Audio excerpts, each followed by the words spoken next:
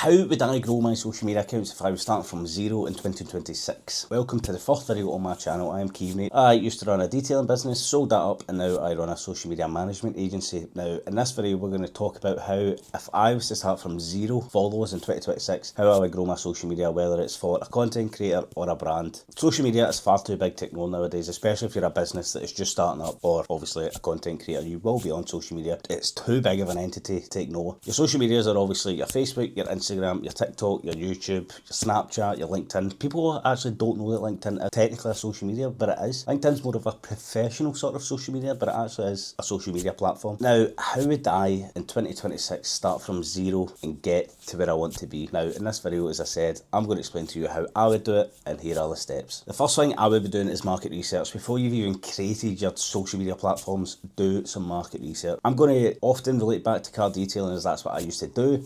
I would go on social media, whether it's TikTok for example, and just research what works. I would look at car detailers in my area, big car detailers with 100,000 followers, small car detailers with 100 followers, whatever it may be, and go and do some market research. See what's working for them, see what's not working for them. So obviously if it's not working for them, and it's not working for a lot of people, you want to avoid that in your content. I'm not saying go on and copy frame for frame every single thing that they do, but genuinely, like, there's no harm in taking ideas, making them your own, and just brainstorming, come up with ideas, see how they do it, because obviously if they're successful, then you want to sort of, again, not be copying it, but that's the path that you want to take. There's no point focusing on something that isn't just going to work. There's only so many different types of videos you can actually make, so you want to do a lot of market research before you even made a social media platform. So you've done your market research, now it's time to actually create your social media. Obviously, I'm assuming you've probably come up with a name and a logo and all that. Get that all on. The next step is actually going to be following these people that you've market researched, especially the bigger ones. The worst thing you can do, especially just starting out, whether it's a business or content creator, is think you know it all and stop learning. Always learn from someone else's videos, especially if they're in your niche. Again, car detailing, I'm going to be following the big car detailers and just learning off them, seeing how they film stuff, not just what they film, see how they film it, how they edit it, captions they use, what hooks they use. Don't see them as competition. Honestly, do not see them as competition, because that's the worst thing. If you think, oh, I need to be better than so and so, then you're just setting yourself up to fail. Like, just don't do it. They're not competition, they're networking, they're building relationships. That's what you want to be doing with these people, not in competition with them. Your market research done, your following and networking has started, ball is rolling. Now you need to come up with what your strategy actually is. What do you do in your social media? Are you going for sales? For example, I sell services. Are you going for monetization? For example, affiliation or TikTok shop? Are you just being a content creator and just like being in front of camera and creating content? You need to know exactly what you're doing now. Car detailing, I'm not talking about, for example, offering valets. You need to know, you need to prioritise what your goal is with social media before you've even started, and know where you're heading and why you're heading there. Don't allow your goal to be, I want 1,000 followers, because genuinely followers mean nothing especially if you're selling something. They genuinely mean nothing if you can't convert that into sales. You can have 1,000 followers and get 0 sales, or you can have 10 followers and have 7 sales, for example. It's about building trust and community. Now the way to do this is just be yourself. Genuinely don't go in front of the camera and put on a facade and pretend you're someone else and all that. Just be yourself, be natural, and the followers and the likes and engagement and shares and all that will come eventually. Now I know sometimes when you're starting out, people say you're stuck in the TikTok 200 view jail and all that stuff. See if you're consistent with it, you'll eventually get out of that. Trust me, I did. I remember when I was a car detailer, I was moaning about it for ages and ages, and people were commenting like, it'll come, and I'm like, nah, it's never going to happen. And I'm not saying I've had millions of viral videos or whatever. The views will come eventually. You need to build up a core of trusted followers, especially, as I said, if you're selling something. So whether it's on the TikTok shop or you're selling services, you need to have a core following of people that trust you. So that's where the personality of your business or your content comes in. Don't be boring, don't be the same as everyone else. Have a bit of personality, a bit of uniqueness, and just be yourself. So we've done all that. Now we actually need to start creating posts. Now posts can come in many forms, from just single posts, carousels, or reels. Realistically, reels are going to be your most viewed, but carousels are actually getting a lot of views on Instagram nowadays. But you need to be smart on where you post as well. Carousels don't necessarily work on TikTok. Reels will work on Instagram and Facebook and on TikTok, so you just need to be smart about what you post and where you post. One thing I will say is, do not sleep on YouTube Shorts. Now,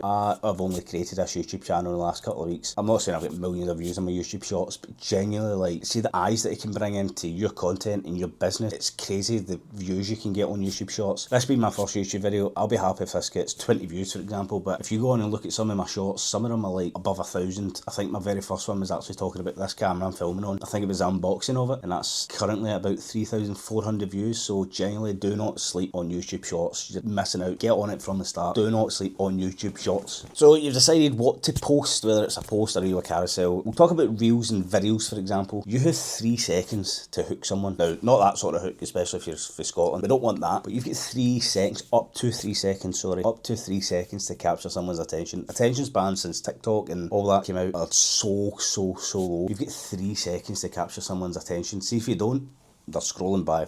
Think of how many times you're sitting in bed and you're just bang through videos on TikTok. You've got 3 seconds, so the way to do this obviously is through your hooks. Now this can be a few things. This can be a text hook, so text on the screen, or this could be through your captions. Now visual hooks, you could be sitting down in a chair, or you could stir in tea or these fancy coffees that everyone has nowadays. Your captions are just putting captions on the screen. TikTok, I'd recommend using the classic one word switch TikTok captions. They seem to work the best. Make sure you get visual hooks, text hooks, captions, all that sort of stuff, because see if you don't, scrolling by your videos. Your posts need to be informative, they need to be telling a story, or they just need to provide the viewer with something. Now, a boring post, whether it's a graphic or a video, see if it's boring, ain't gonna do well. You know, it is. And obviously, not every video or post that you actually upload will do well. Some of them might get 1 view, some of them might get 1,000. That doesn't mean it's necessarily bad content. Sometimes you might just have boring content. Even when I look back to when I started this, some of my graphics and first posts were generally just terrible. But you learn, you live and learn, you end up growing and seeing what works and seeing what doesn't. It's all about trial and error. Instagram have a very good thing, it's trial reel, so you can upload a reel to your Instagram and it gets pushed out to people that do not follow you. So no one that follows you will see it unless you actually send them it. But this will get pushed out, and see if it does well, you can then go on and actually post it. But if it doesn't, you can then go back to the drawing board and see what worked well within the video or why it didn't work well. If you're a business, you want to be showcasing your business as much as possible, but you need to do it on a personal level. You can't just be uploading, say for a joiner for example, you can't just be uploading pictures of skirting boards all the time. Like, you need to bring a bit of personality to it. People don't trust businesses anymore, they trust people, so they do. So if you can get that personality over, whether it's in front of the camera or voiceover, even being in the shot, but you don't need to necessarily be face to face, then even that works. So a bit of personality to your content is always needed. Your videos need to be engaging, as I said, text hooks, movement hooks, captions, all that sort of stuff. But just take a wee second, once you've created a post, take a wee second and just look at it or watch it back and think, would I watch this? And if you don't think you would watch it, get back to the drawing board. Because if you don't like your own stuff, who else is going to like it? Now, don't be too critical though. Don't be too critical on yourself, because you could make an absolute belter of a post and just you think it's terrible, but it actually is quite a good post. So don't be too critical, but just sit back, take a wee second and be like, right, would I watch this? Is this capturing my attention? Would I engage with this? Because engagement is massive on social media. Like your likes, your shares, your reposts, your comments. You want to be replying to every single comment you can, whether it's a hate comment or a nice comment. Just reply. Engagement is so key for building your social media up. So you've done everything, you've created the social media, you've done your market research, you've networked, you've finally posted.